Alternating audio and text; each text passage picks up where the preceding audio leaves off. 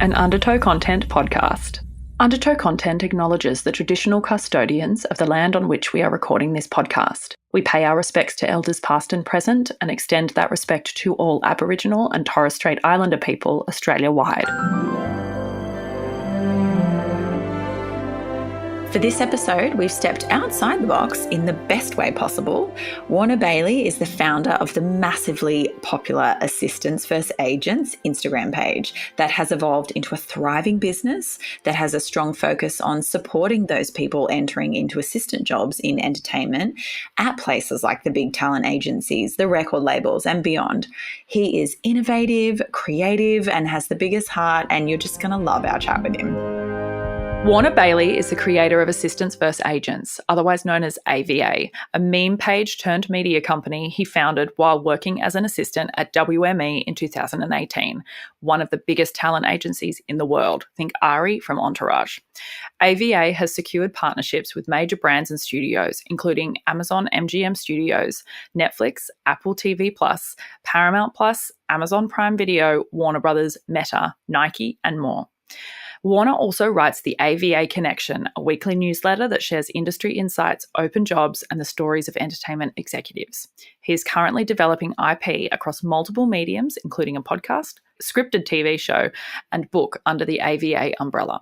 He has hosted and been featured on panels for South by Southwest, Meta, and spoken at some of the top universities. In addition to his work with AVA, Warner founded Sunset 9, a creative agency with clients including Diageo, PepsiCo, AB InBev, Celsius, Hendrix, GoPuff, Red Bull, Desert Air, and loads more. After working in touring at Live Nation and WME, he served as the festival director for M3F Fest, which was a non-profit festival in Phoenix, Arizona, that welcomed acts ranging from Odessa, Rufus Du Sol, Bon Iver, Maggie Rogers, and loads more. Bailey spearheaded the creation of the M3F Fund, which donated, $2.3 million to more than 35 charities during his tenure.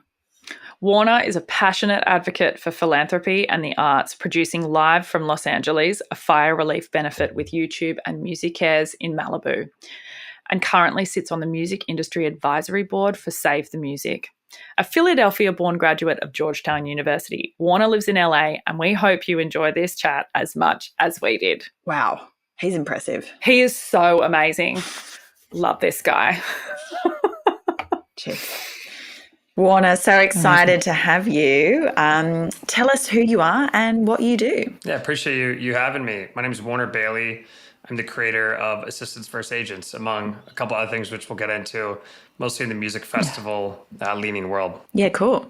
Yeah, amazing. And so what drew you to this industry? Let's start there and then we'll get into Assistants vs Agents. What drew you to this industry? So moving back towards when I was in college or university in DC, big music fan first. So gravitated towards the industry as being a fan first. Went to a bunch of shows there.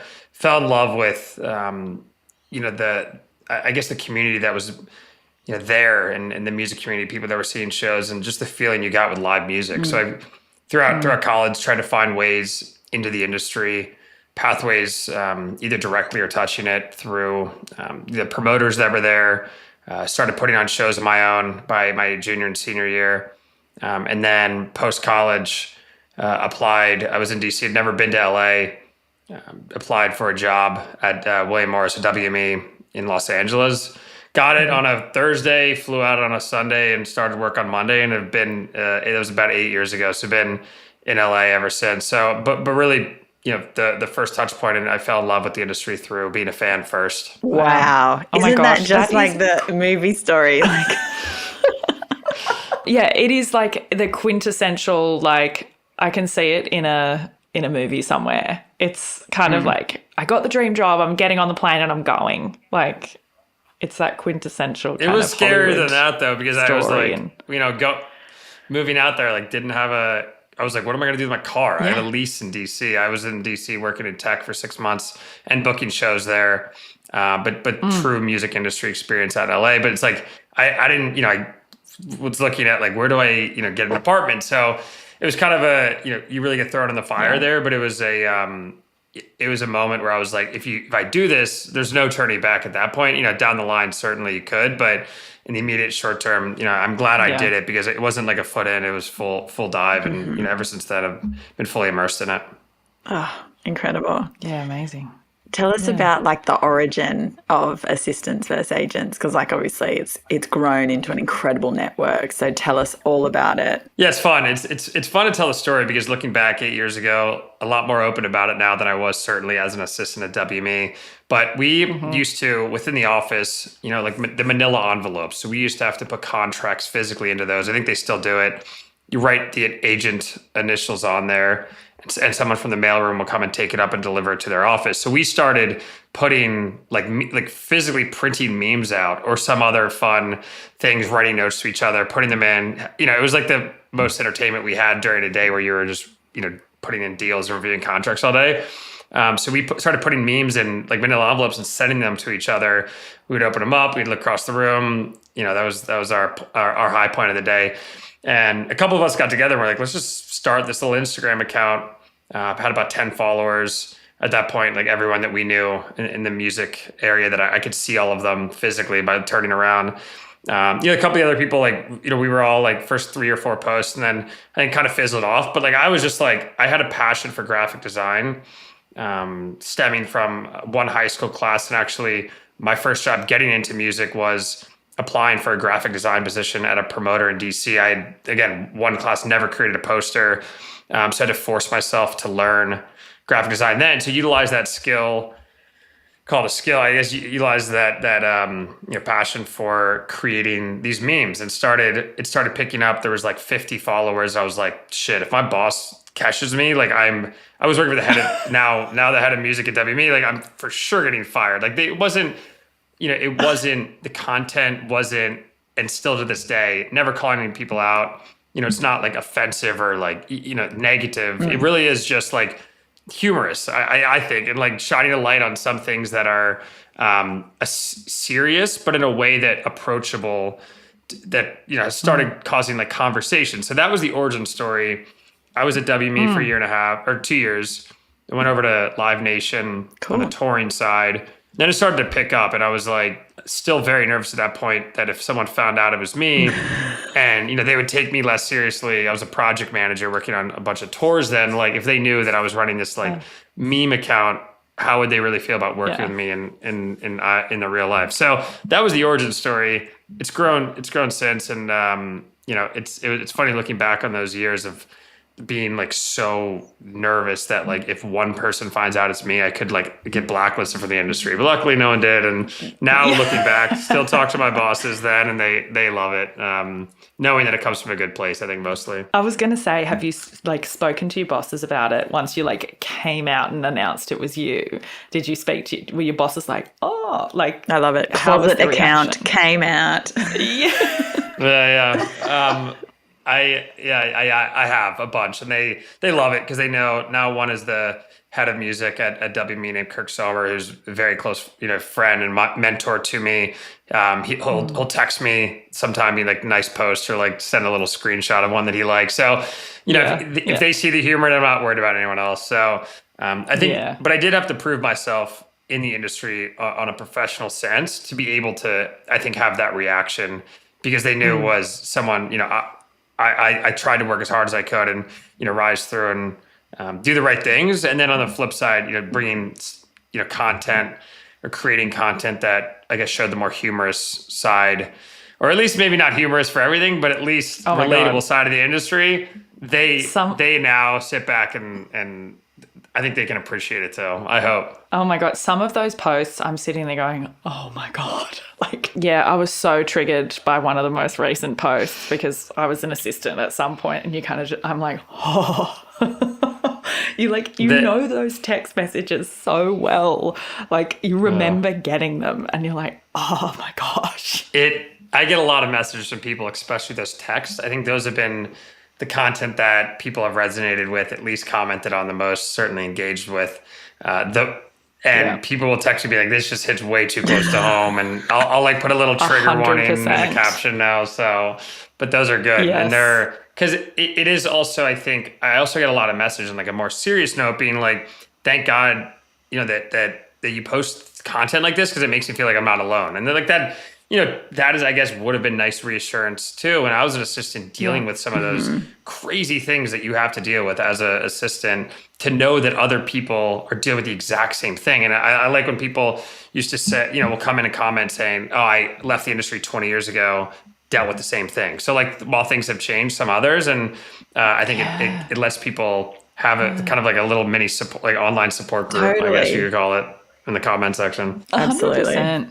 Because it's like, it's tough. Like, it's tough being in this, especially for, quite high powered, or people who are in very high level companies, like, some of the agencies and then production companies and the studios and streamers and stuff like that.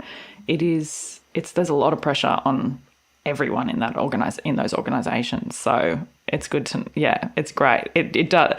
I guess that leads into the next question of like the community that's been built out of assistants versus agents, and like, what is it about the assistant network in the US industry that makes it so strong and unique? Yeah, I mean, it's a great question. I think at the core of it, this account exists as an account for the masses. It's not, I was purposeful in not ever coming out and saying it was me. It ended up like people attached my name to it through some articles and whatnot, but I still really do my best to make it very much a community driven platform where people get to share their stories, resonate with, hopefully with things that I'm posting, and also find humor in some of the craziness. But the core of it revolves around an incredibly tight-knit and highly engaged audience of very similarly aged individuals, people that are, hyper geographically focused on LA and New York in the US plus Nashville.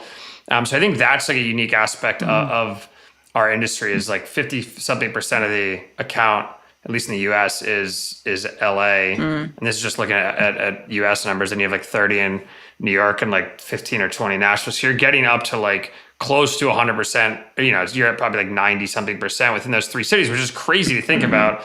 And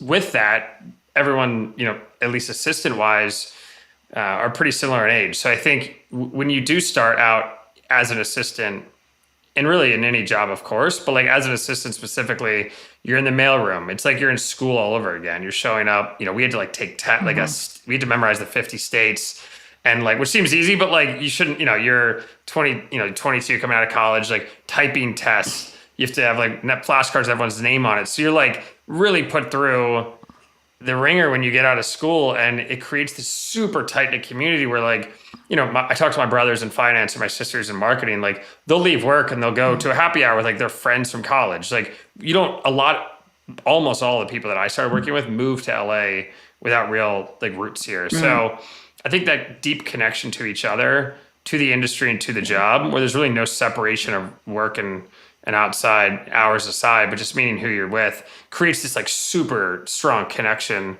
within the industry. And it is really almost like in the US, we have like fraternities and sororities, like that style of and that mentality of like how close you are to the people you work with. It's like a shared experience, almost like a badge of honor coming up the ranks together. Yeah. Exactly. Yeah. I'm curious to know about the mailroom. Like, what happens? How does it work down there? Because we hear about it all the time, but tell us about the mailroom. Yeah, so to be honest, like, so music has a separate mailroom called Music Central, at least at WME. The mailroom's separate. So mailroom feeds into TV, film, lit, commercials, partnerships, and other industries within the umbrella of, say, a WME or CA or a major agency. I can only speak on my experience in Music Central, but also speak on the experience of the many, many, many story submissions of the mailroom. But you really do start at the bottom physically and emotionally. You're in the basement. You're showing up. You're wearing, everyone's wearing a suit and tie. You're pushing around a mail cart and delivering mail to agents. If you have to go and run and pick up a prescription for someone's boss, or make a run to a convenience store to pick up a bunch of Diet Sprites because that's what the client wants. You're doing crazy stuff. You're picking up dry cleaning. You're moving your boss's car. You're doing it's pretty wild, the stuff, and we can get into some of these stories that assistants will have to do. A lot of them graduated from the top unis and were top of their class. Like it's a very like distinguished position, but then you get put right down to the bottom of the totem pole, and you're physically delivering mail. And like sometimes you even have to go drive and like deliver mail, around LA. On Music Central, a little different. So we're focused primarily on music. We didn't have to wear a tie, which is nice. I'm not a big tie person. I don't think I've worn one since, but we primarily are responsible for getting ticket counts. So each day you reach out to every single promoter and find out how many tickets have been sold on a show, which is crazy. That's still like, I hope that's still not the process. I think it is, but it's not like all, it was all manual. And so reached out. It was a good way to get connected with the promoters and understand what shows were in your region. But a lot of that, but initially off the bat, we had to read a book every week, which is like for some, on top of work was really difficult. We had to, as I said, memorize all 50 states, which like for some, became easy, some didn't. A typing test, you had to type a certain amount of words a minute. And then you had to actually start your job, you were handed a stack of note cards. And on the front was each agent had an initial. So say for me, it would be WHB.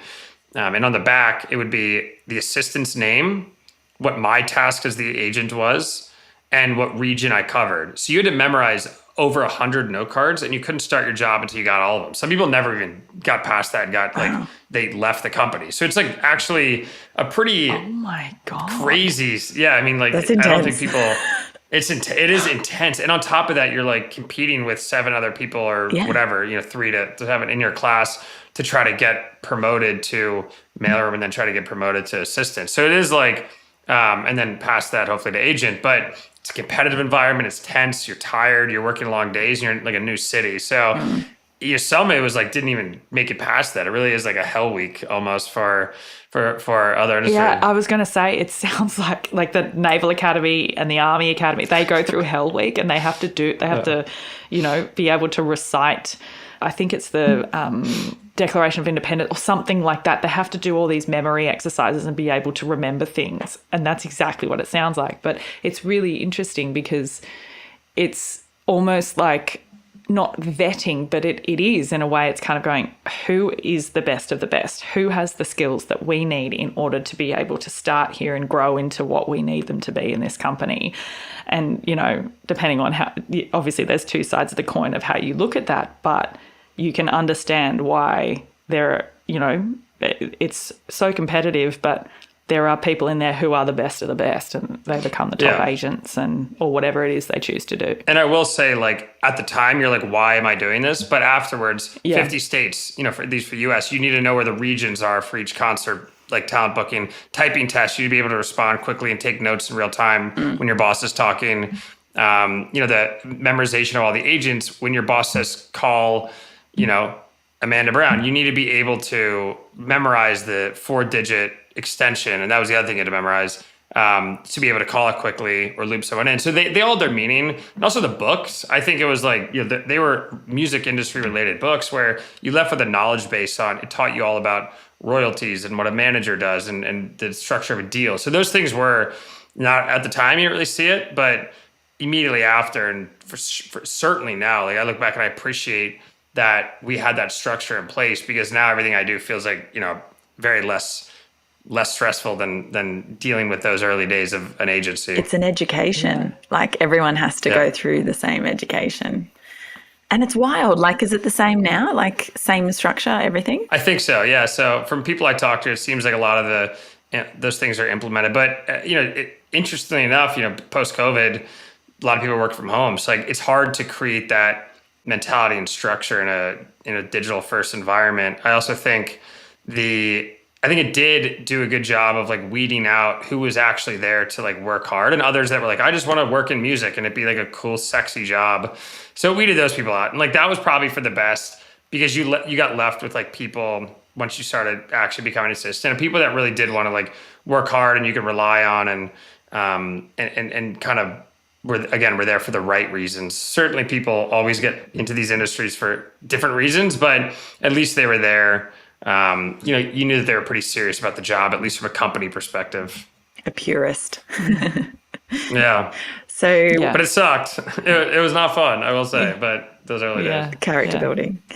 So what's your vision for the future, for the account and for your wider projects and career? Yeah, so specifically, we'll stick to the account here. I guess outside of it, I work with music festivals, so Coachella Day Party projects. I've worked with Boiler Room and others on launching festivals, as well as securing brand partnerships for festivals. So that'll always exist. We put on, so my hat, a fire relief fundraiser on Sunday, raising money for Music Cares. So like those are passion projects, which I'll always do. But in terms of the account focus, I've seen it, with the growth comes, I think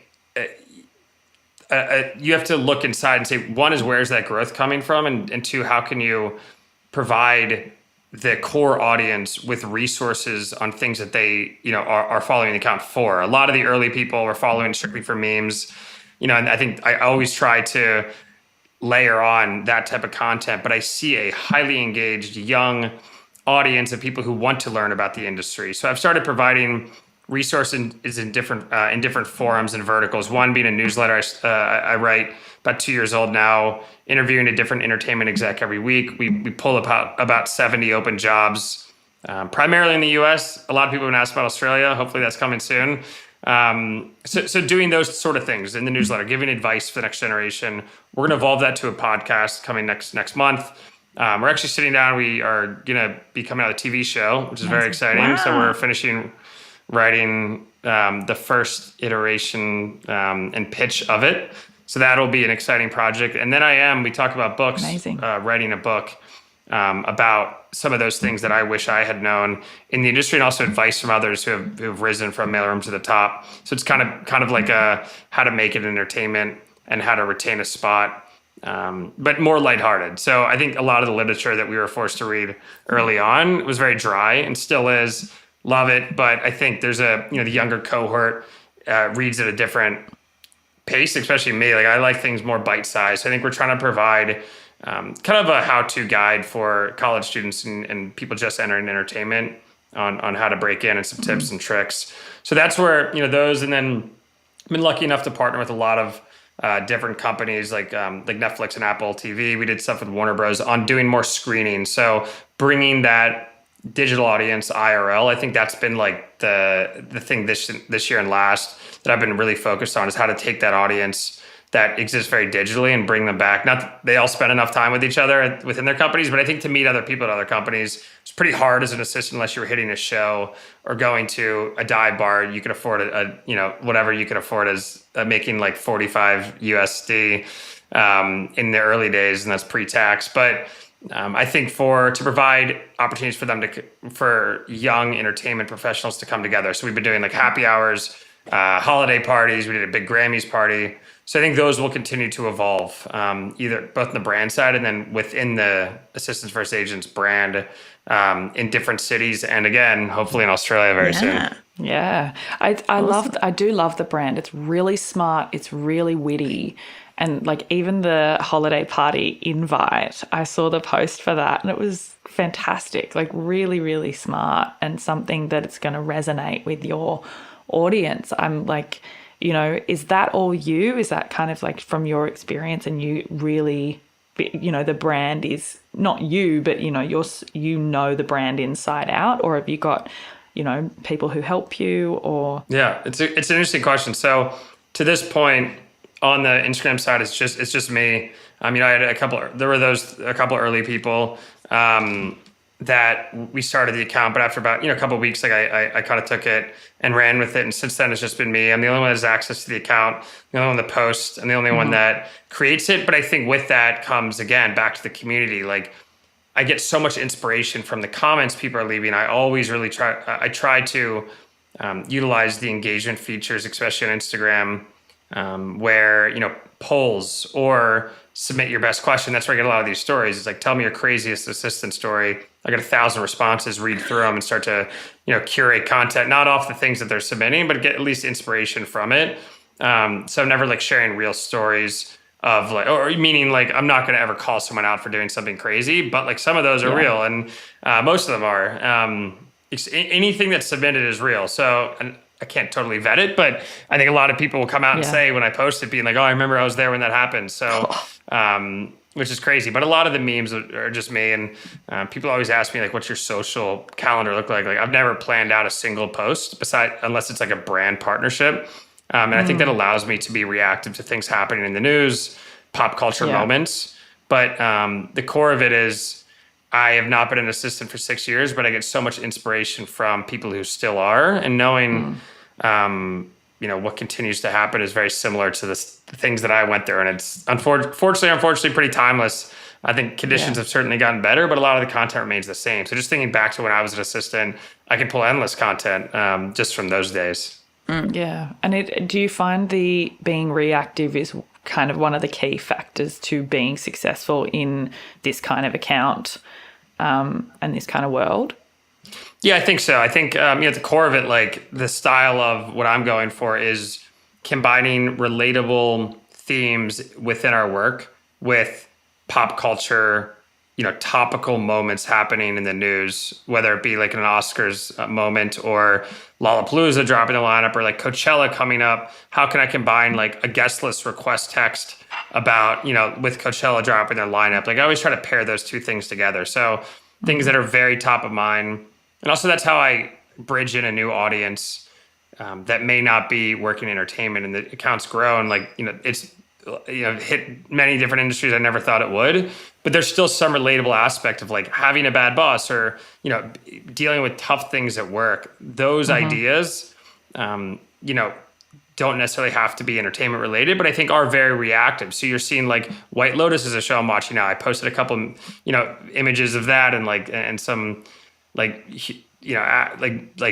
visuals around some things happening in White Lotus that even if you don't work in entertainment or never been an assistant, you can still like find some, relatable nature, joy in those posts. So, but I do think being reactive is a core component of at least the ability for me to exist eight years later as an account because I get fresh content. Yeah, that's really smart. Like everyone is watching the White Lotus. Yeah. And it's funny because like I don't watch a ton of TV film. Like I'm just like I don't have time.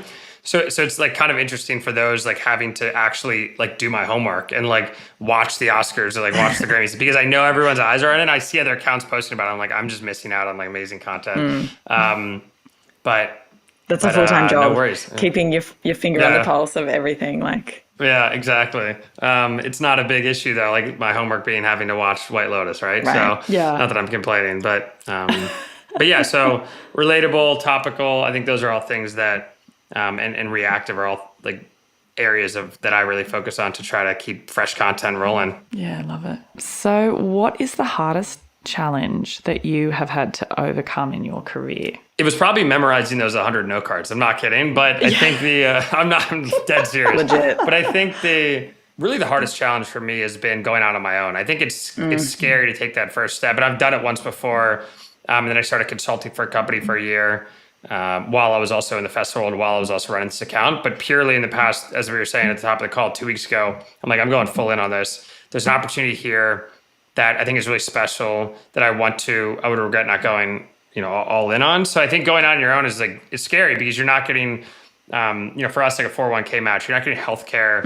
You're not getting a constant paycheck. You're going to have to fight for those things, which often like my advice to everyone is like, if you have passion and you want to start something, go and start it because you'll regret not doing it. And you can be, I think like you can own your success, have autonomy, all the good things you want, and it'd be more successful than any, salaried type opportunity if you're looking for that type of thing, or creative energy. You can be more creative than having someone telling you what to do all the time. So, but I think it's a big step. I think there's I've just seen so many peers pour all their energy into the company they work for, and the next day there's mass layoffs and they're set with no job. So for me, it was kind of like a no-brainer. I started my own company 5 years ago doing, music, brand partnerships, festival world.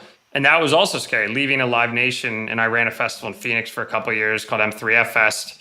That was a great opportunity. But leaving that and just going full in at that point too on music was the biggest risk I've ever taken, but also the biggest reward. And I regret none of it. I'm so happy that I decided to finally pull the trigger.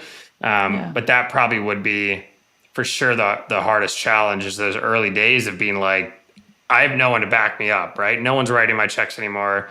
No one's matching my 401k or even giving me, I don't have, there's no company policy there's no days off, there's no healthcare. So, no but it's sick been the leave. most rewarding thing I've ever done. So I think that's been my biggest challenge, but also the happiest times I've ever had are like, the wins you get are yours, which I think at the end of the day is all you can really hope for. Yeah, absolutely. Gosh, I resonate with that. I'm like, for man, sure. I love that. Like, it's so like what I needed to hear today. That's awesome. Yeah. Me too. It's worth it, man. I'm here for you. Yeah, because we're in the thick of it too, right? Like Amanda and I are like, it's a huge risk to go out, but when you feel like you've got to do it and, you just hope it works out, it's so scary in the beginning. Yeah. And it's that kind of, I'm not saving anything. I'm not, preparing for my future. I'm risking everything to do this. And, there is, there's certain things that you can be smart about, like give yourself a runway and all that. But after a while, there's a point where it's like, I've got to be really uncomfortable for a while, or I've just got to like leap and I'm not really sure how I'm going to land. Yeah. And that drop from the leap to the land is like so far. It's so far. And I'm still leaping. I mean, like every day I'm just taking on, this TV show and the podcast and the book. Like, I've never done, I don't even have experience. Like, I don't have a TikTok. Like, I'm not, I don't have those are things where like, I'm going to launch TikTok, YouTube. Like, it's just learning on the fly, but that's exciting. Like, I want to wake up every day and be faced with a challenge that I've never been faced with and not know what's coming in an hour, unless you have a call. You get a random email with just saying, hey, do you want to do this? I'm going to figure out how to do it and say yes. So I think those are like, that's like challenges come through it. But I think there's so much more like enjoyment out of your successes because they really are your own at the end of the day. And there's no one that can take them away from you, because at a company, they can lay you off and you're done. You're on, you're out trying to find a job the next day, and everyone thinks they're like safe because they've been there 20 years. But you're seeing like VPs get canned. Like, I'm like the head of UTA just stepped down. Not saying anything with that, but just like so much change even at the top. It just happens all the time. Yeah, and I was recently in LA, as you know, and there are so many people who are out of work. There are especially at an entry level, at the entry level but there are a lot of people who are out of work, and it's not just entry level, it's all over the place, but it is that thing of kind of, there are as you say, there are people who have been at companies for 20 years and and they're not working, so it's it's a risk. Unemployment. There's risks in both situations, I guess. That's true. 100%. It sounds like you're very entrepreneurial, which is really cool. Like, have you always been like that? Or is that something that you kind of developed like over time, seeing opportunities and running with it? Yeah, I think so I went to school, I went to Georgetown and played a sport. I got hurt my freshman year and I had to fill the time because I had all this energy. So I went out and like started going to more shows and then ended up working for the company. So at that point, I always had to have multiple things going on. I worked like almost full time my junior year at a tech company that did like back end venue management and ticketing while I was in school and playing. So it was like, from that point, I just need to have, it was very hard for me to check in at 9 and check out. We weren't checking at 9. We were checking in at like 8 a.m. to like 11 p.m. or whatever in the early days. But just to have like one thing going on at once. I have so much creative energy happening in my brain. There's a million things that I want to do. So I think it has like been a blessing to go out and being able to try different things. I advise in a couple tech projects now, some in the AI world, mostly in music. And all these different pathways. But I think for me, it was like a creative outlet. And we'll talk about it later, I think, with some of these questions. But I like being challenged by new things every day. And I think that can only come with a kind of not only, but for me, it's like an entrepreneurial route in that I have my hands in different things. Like each of those buckets can present different challenges. I probably have my hands in too many things and people, right now, but it's exciting for sure. I feel that. I'm like, oh my God, too many fingers and too many pies. I know. So how has the journey differed so far from what you expected? Yeah. And, we talked about at the top of this, the first day I got in LA, it was sunny. I'm like, I am going to go into the mailroom. I'm going to be an agent. and I'm going to move up and be a partner at WME. And that was my path. Like I really thought I wanted to do that. And I did for the first couple months. And then I started to, have this like, again, creative energy that wasn't being ticked like early on. And I sort of sat there and I looked at people around me who've been there for 20 years, loved their job, very successful, but I just didn't resonate with those individuals as much as I think I thought I would.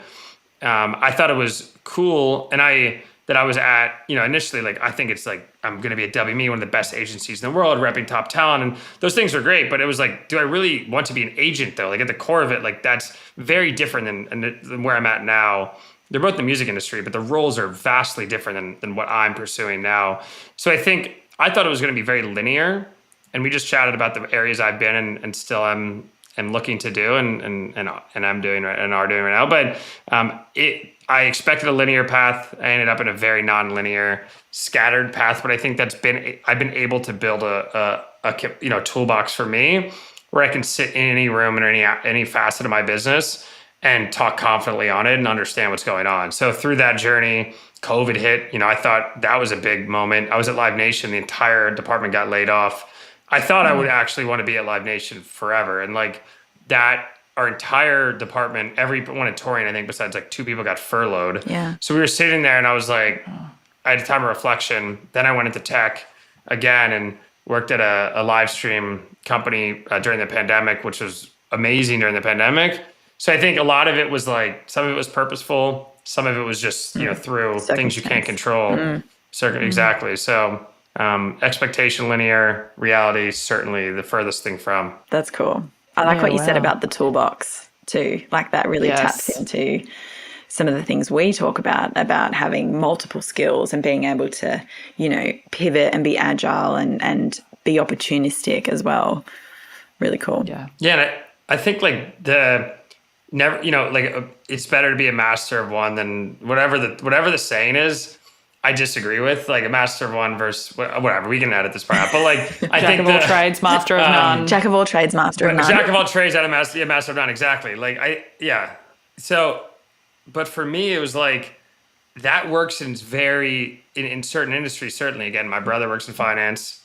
He works for a very specific role and does very similar, projects every day for his clients. So he needs to be a master at what he's doing. But for me, it's like I need to be able to speak on marketing, on ticketing, on creative, on social, on literature and editing, like those type of things. Like I need to be educated on. So like I would rather actually, in my position, try to be a master of everything. It's not possible, but at least fight for it. Yeah. Are you comfortable in that position? It's really interesting you're saying that because I'm actually at the moment going through. I'm like, am I doing too many things? Am I across too many things? And it's like, at the start of a business, you have to be across everything.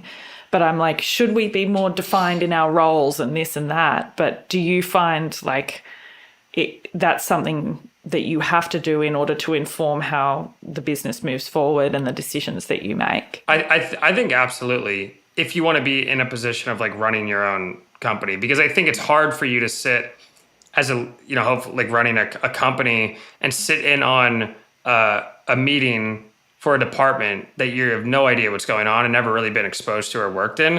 I think it's really hard to make educated decisions. I think that's where you can rely on really smart hires. So I always think it's important to hire smarter people than you all around you. And that I've always thought about, and especially in projects I do, going out and finding people that are smarter than me in a ticketing and going and working with them. We just did this fundraiser, like my buddy James, expert in live stream and production, go out and hire him. But I have been on ticketing at Live Nation. I have been, working live streams during the pandemic. So like I was able to talk to him and we were able to work out, plans and work with YouTube and others in those conversations. I had a knowledge base already there to be able to make educated decisions with him and not totally rely on someone else to, tell you, just offload it. I think it is really good to be able to delegate things, but I also think it's also good to have an opinion about it as well. Yeah, and articulate what you want too. Definitely. Like if you've got enough knowledge in the language, then that makes that a lot easier and more shorthand. Yeah, exactly. Yeah, definitely.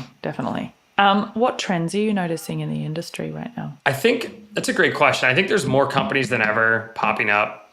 because it's easier than ever to start a company. We live in a digital world. You can go get an LLC, and you don't even need an LLC website, and offer a service. I think it's harder within tech, but I think more companies, especially in entertainment, are popping up to serve a niche. So, whether it be, artist to fan relationship, optimizing like email lists for artists. Like there are more companies in like services that within entertainment than ever before. So, and I think younger people are leading those companies. I was just sitting down with a company, Juve, that got acquired by UTA. Their execs are all like mid-20s, and they have executive positions at UTA. But it's cool to see, and UTA gave them the opportunity. They acquired them, and then gave them the opportunity to lead a division within a company as esteemed and with the prestige level that the UTA has.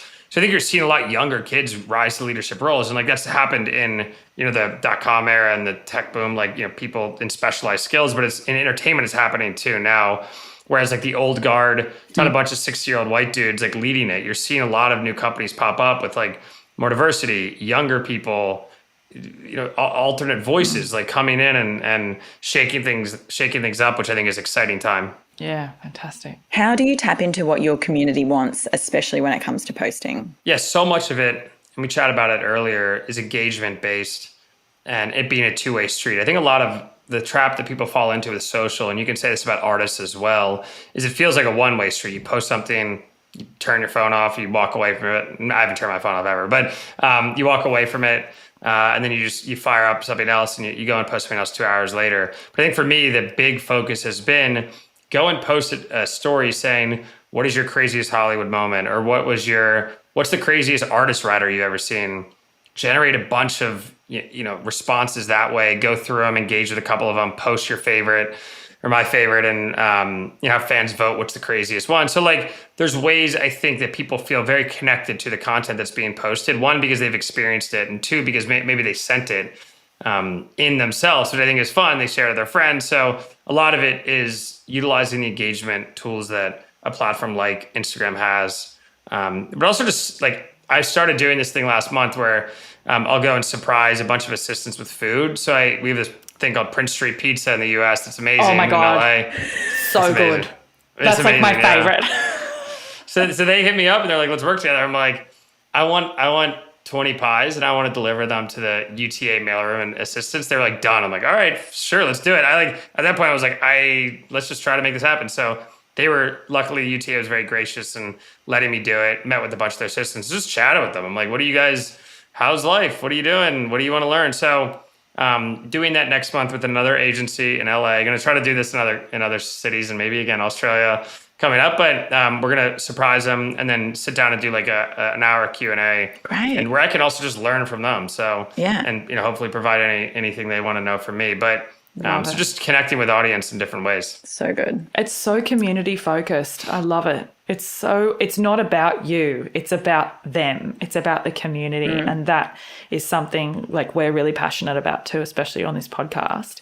It's like, what are the people who are listening want? It's not about us. It's not about what we want to do. It's about the community. And it's so great what you're doing. It's so beautifully community focused. And I think people really appreciate that when they feel that it's not about the person. It's not ego. It's genuine. Yeah, and I think for me, it was like, that's why I've always tried to stay anonymous. And I always use the term we, which is sometimes like, I'm always like, we'll throw these events and like, it's been just me to this point. I have a great kid, Riley, who helps me on the newsletter. Big shout out to him. Lily, who's like an intern now in the partnership. Like the team's growing for sure, but it is at the same time a team of 120,000 where like people, they feel that they resonate and own the account as well, which is a cool feeling to see people like feel very connected to something that I'm passionate about too. Yeah, amazing. Love it. It's so good. So question about the behaviors of the community, right? Is your community going to the movies? Where are they getting their content from? I think like any young cohorts, they're streaming it for sure. But I made a conscious effort, as I said,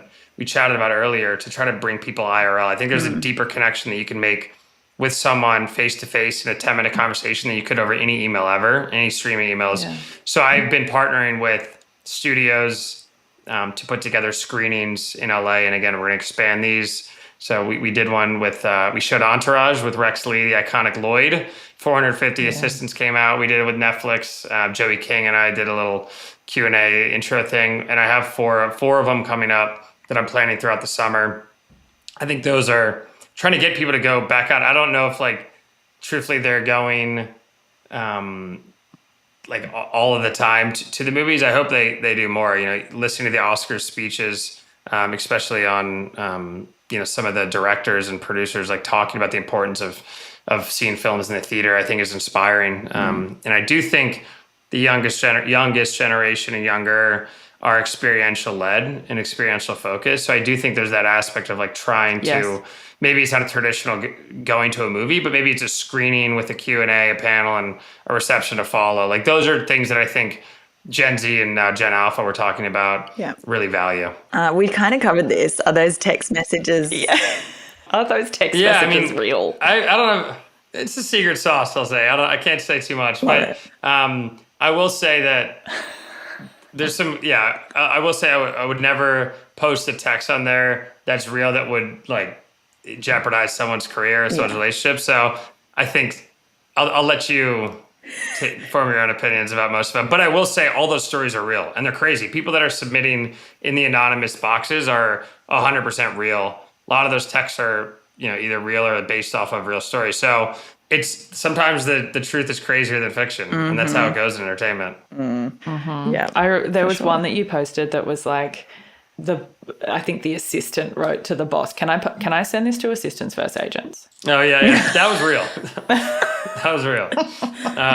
It's so funny seeing that. And like, but my favorite part is when like an assistant or a boss will tag their assistant and say, I see you like this post, and they must have a great relationship for that to happen. And so, yeah, I mean, look, 8 years ago, the assistants are now in leadership positions. So they grew up with the account and now, you know, they're on the flip side of it all. So it's pretty fun to see that relationship. That's cool. And like you did that, like you've kind of, you know, taken all these agent or assistants through to their next position and have created a culture of like, yes, it's intense and hectic and like, you know, you're going to go through trial by fire, but also you can laugh about it and, you know, have the conversation with your boss. That's cool. Yeah. And again, like it's, you know, I think, as much as like I would take credit for zero part of it, I really do think it's so community based and just, I love seeing people rally around each other too. And you know, sometimes people will say like in a comment like, hey, you know, how do you guys manage to deal with this? And someone's like, I'll DM you, and there's like conversations happening. So I started Discord. Again, we're the podcast, and there's other like outlets where people can kind of come together. But it's been cool now to do like deals with people who were like, we've been, you know, we've known about your account since we were assistants, and now we're able to be in leadership positions to work on, you know, maybe it's the book or like some other projects I'm launching in like the CPG or like physical space, which I'm excited about to share hopefully soon. But those people that reached out, like were all assistants, you know, 6 years ago when they first found out the account. Now they're directors and they're able to call the shot. So I think it's also hopefully proves like to invest in your young people at your companies, because they are going, it's really often brands too. It's like all these, you go to an event, like all these Oscar parties, all the Coachella parties are like, what agents or like famous managers or like clients can we come out? It's like, I'm going to put on events for all the assistants, because in 4 years, I'm building brand awareness and allegiance with the people that actually matter. So like, that's been exciting. I've liked to it's been enjoyable to challenge the status quo in that way and like because like assistants, there's no one else throwing them screeners with like a reception, but now brands are coming around doing it, which is exciting. Yeah. It's also, I was thinking about something like this yesterday because I saw there was an announcement of a board for an industry organization. And I looked at the board and I'm like, everyone's over a certain age, of a certain demographic. Yeah. And I'm like, and I had this idea, I'm like, you know what? For Undertow, we're going to have an advisory board that's all like below 30. Yeah. Like, I love that. or something, some sort of audience advisory board or something where it's the young people who feel like they have some sort of voice or influence, because they're the people who they're the people who are the decision makers in a lot of ways, even though they don't realize it. As a mass, they're the decision makers in terms of what, like, who's viewing what and what does well and this and that. It was really interesting. It was all the same type of people over a certain age, of a certain demographic. It's not that we should take that away. We're not ageist everyone's here. opinion. No, but I it's agree. Yeah, it's like I totally couldn't agree with you more. It's just like the companies that invest in the young, and like that's why I really admire what UTA when they acquired JUV Consulting, and they like I met with those kids. They're not kids. I met with those people, and they're like, yeah, they may be like 24, 25, but like they are more experienced, I can guarantee you, in Gen Z culture marketing than your 50-year-old executive who hasn't been 25 in 25 years. So like that was what the articles that were written about them. It's like, want to own Gen Z, hire Gen Z people to run that for you. And like too many times I see, it's just like, it's exciting that people are starting to come around to that, and especially companies like a UTA, and kudos to them. Yeah, absolutely. And that's the thing. It's a mix, right? Yeah. Like it doesn't have to be all one, but it's all one age or whatever. Like, no, we're not ageist. We love, like, it's not about that. And it's also, just like, we're about aging too. Like, we have to like stay relevant. But that's why I'm hiring like an intern, Lily. She's at University of Michigan. Like I'm actively trying to look for people that now can resonate and are actually the 22-year-old that I'm trying to go and grab and bring them into the community. No better person than a 22-year-old who can give me guidance on how to do that, or at least pass the keys off for some of the projects I'm trying to do. Yeah. Totally. Yeah, exactly. Okay, what is the craziest story you've heard from an assistant or your own that you are allowed to share or feel comfortable sharing? As wild as this is, I never had personally like crazy things happen to me. I had a pretty normal assistant, like my time as an assistant, but I will say I've gotten probably at this point 5,000 plus stories, and there's a lot of things I'm going to start to come out with in different verticals and mediums on how to tell those stories. But just off the top of my head, some recent ones were like someone had to break into a FedEx on a Saturday night to get their boss's Oscars dress. Don't know why it was sent via FedEx. Seems like a pretty big crime. Smuggling a diamond across international borders was a good one. Wow. Someone on their last day of work sent out the salaries of every single employee at the company and left, which I think is like... Boss. Yeah. What a move. Like, I don't know what that Monday would have been like. Just like a massive fuck you. Yeah. I think it was like an assistant of someone within either HR or the CEO like had access to it. Then there's like crazy stuff like taking their son's SATs or like forging documents, like crazy, like things that are illegal certainly, but you're certainly not the what you signed up for in the job. My favorite part about it is reading stories like that, like smuggling a diamond across international borders at 9 a.m. and 11 a.m. you're sorting through Skittles to get all the purple ones because you have a client who likes it. So like those are the types of things you're dealing with within, like, not even within a week, within a day, or like, but within an hour, you're going from something that is just like so remarkably wild to like going, and picking your dog and like picking your dog up, your boss's dog from like doggy daycare and like going to get him a pup cup at Starbucks. So like it's just like the juxtaposition between what you're dealing with during the day makes it the craziest profession that a young adult can have at least be like exposed to, just like the most surreal people, stories, places. You end up in like crazy places too when you're making client runs. So those are just off the top of my head. I mean, like I will say, if you haven't, like go check the page. I have a couple of them pinned in the highlights, and in like every week or two, I'll post a batch of new ones. Okay, so best memory from being an assistant. Yeah, I mean, like honestly, as I said earlier, like I really loved my job as an assistant. I know many do not feel that way. So I had there were a lot of good moments there. And for me, it was like when I got the job was like probably the best, to that point, like one of the best moments of my life. It was like something that, it's a very difficult job to get. I didn't know a single person in the industry. I'd never been to LA. Parents are certainly not entertainment. No one I know was in entertainment. So getting the job was a very big, a highlight for me. And then, I think just, it's funny, like when you get promoted from assistant to agent trainee, at that point you got your own email, which seems hilarious. And like, I think they've changed it since, but like you were literally like your boss's initials, ASST at wmeagency.com. And now you get I don't know, actually. I think they might still have that. So like getting your own email. Oh, they definitely still do. I've sent emails like, and it's like, yeah. But all the agents, I think like Wasserman has has their own assistant emails, I believe, but it's pretty CA, still has emails for their boss, which like on one hand I get, because like you're firing through assistants often like too many times. There's many assistants throughout a year for a single agent, but little things where it was just like finding my stride at the company, getting invited to going out to the first Coachella and like meeting other assistants from the agencies, and like we used to get free tickets to that festival. So like that was a cool moment, and just feeling like, starting to create an identity for yourself. But I really do think like the highlight was getting the job. It felt like at the time, a reach to be able to get the opportunity, just because I didn't know anyone, and so much of being hired there is like who you know. So that to me was the probably the highlight. And then I really enjoyed my time there though.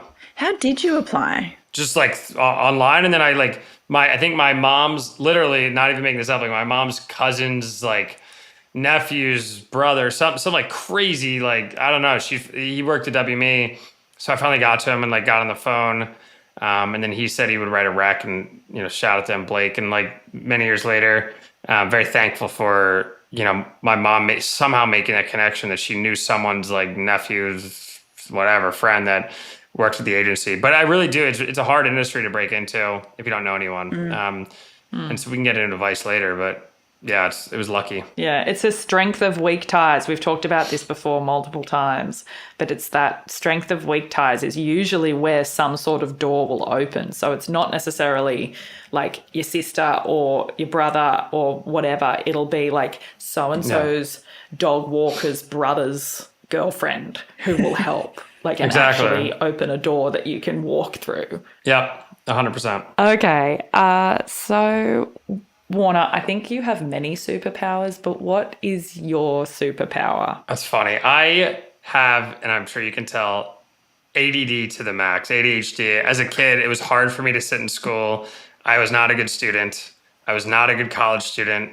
It was very hard for me to sit through classes. But I think having, I know a lot of my peers do as well, but like being able to now have my hands in all these different projects, it's become a superpower where you ask, it's like, is it overwhelming? It's like, no, for like an hour, I'll be writing the newsletter, we'll publish it. Then I'm, organize a brand deal. Then I flip over and we're doing working on the Coachella party. And then I'm talking, sit on the board of like Music Cares, a charity.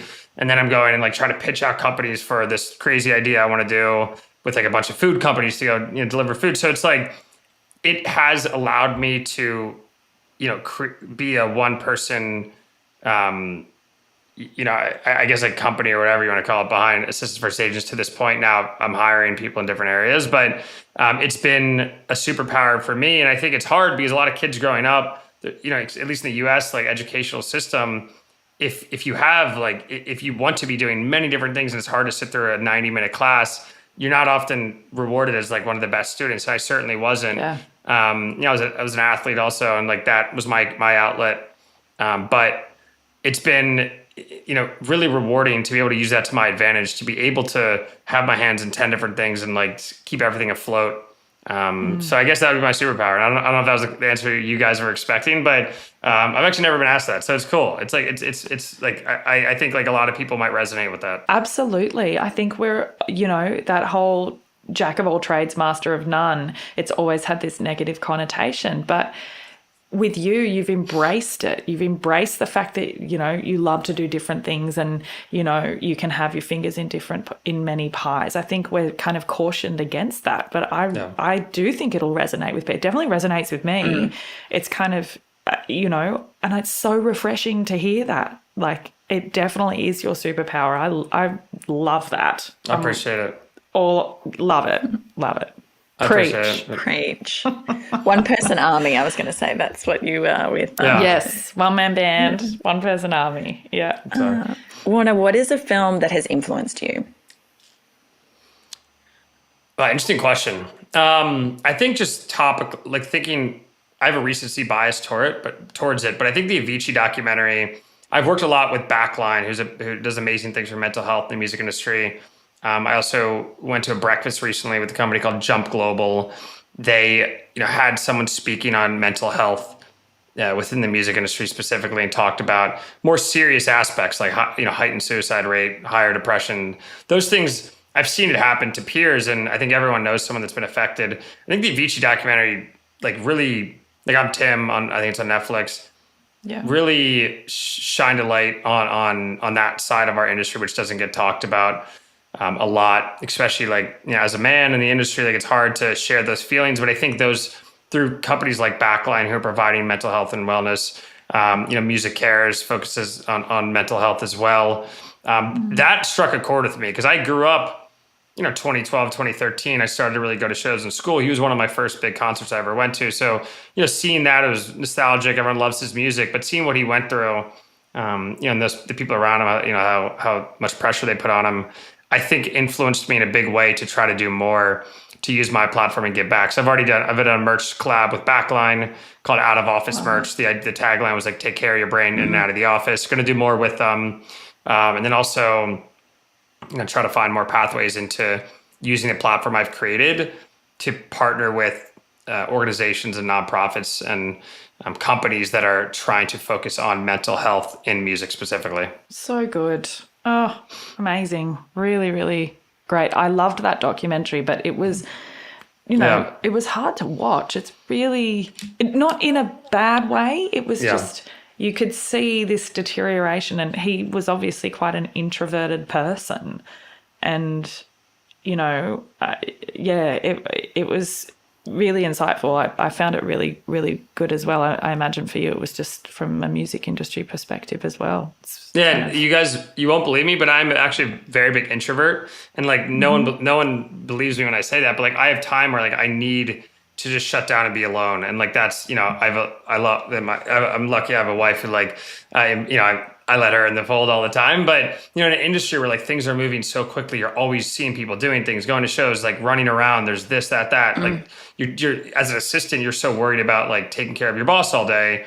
It's an extension of yourself with more pressure that you really don't get time to like go and focus on yourself. So it's hard for like introverts too in this world, especially introverts, musicians who are introverts. They're forced to go on tour and press junkets and talk to media and do all these crazy things that like probably they have no interest in doing. They just want to make good art.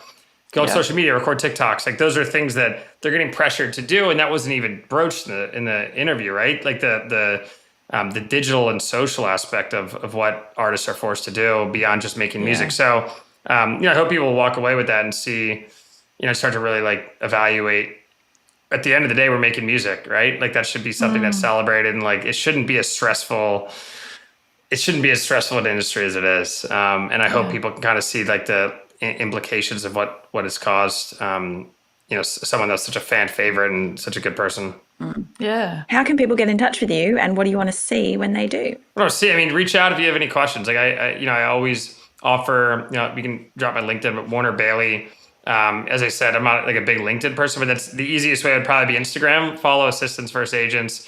I answer every DM, so it's me. That's me behind those messages. But reach out with ideas if you have something that you want to start or think could be interesting to work together on. All ears. I think there's been great ideas come to me just through like random cold reach out.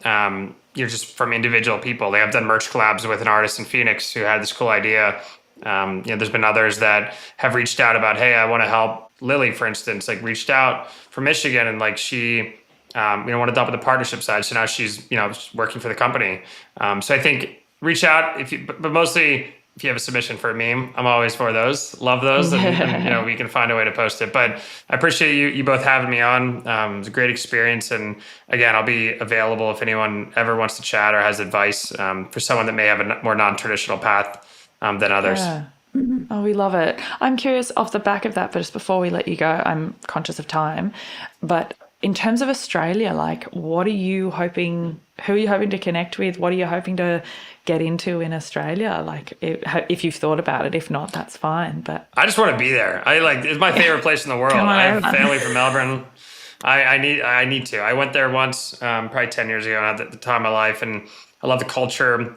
I love the ability that very different than the US. And I think what I really admire about Australian culture and the people there is you really have a true appreciation. I think this is a generalization, but work-life balance, where people that I'm related to, some of my distant cousins and other friends that I've made that live there or have moved there, have moved back since.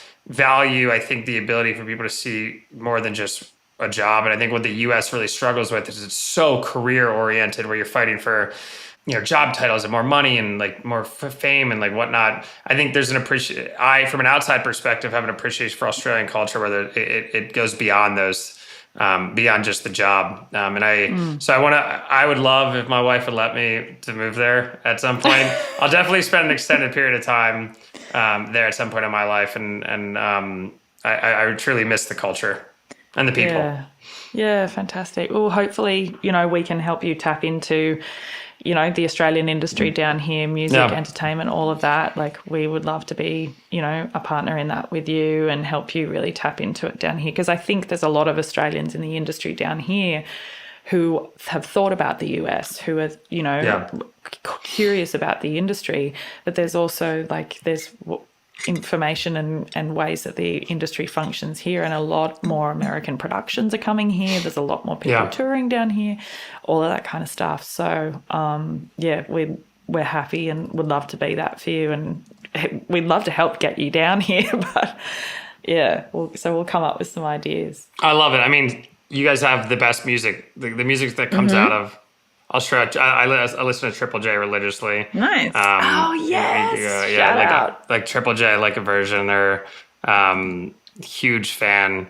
I mean, I could go on about specific artists, but I think Dope Lemons from their Gang Youths. Obviously, like Tame, King Gizzard. You guys have an amazing that psych rock scene is unmatched. And then obviously you have the Dom Dollars of the world coming out, but Flume, throwback, grew up listening to him, but I know he was the best. But and then I'm trying to think oh my God, I'm blanking on who my ultimate favorite is, but Tones and I is great. Love Tones and I. Troye Sivan's doing really well. Troye Sivan, Lime Cordiale, I think. I'm unsure how to pronounce their name, but thank you both so much. Whatever you need from me, let me know. You're a legend. Thank you. Appreciate this opportunity. Great However I chat. can help you both, let me know. Absolutely. Yeah, thank you, Warner. Appreciate you. Well, that's all we have time for today. Remember to subscribe to our show and sign up to the Undertone newsletter, which you can do via our website. Next week, we are talking to the talented actor James Barnes, straight from the UK, who tells us one of the best stories about being late to set. Oh my God, I died. I will see you next week. Bye.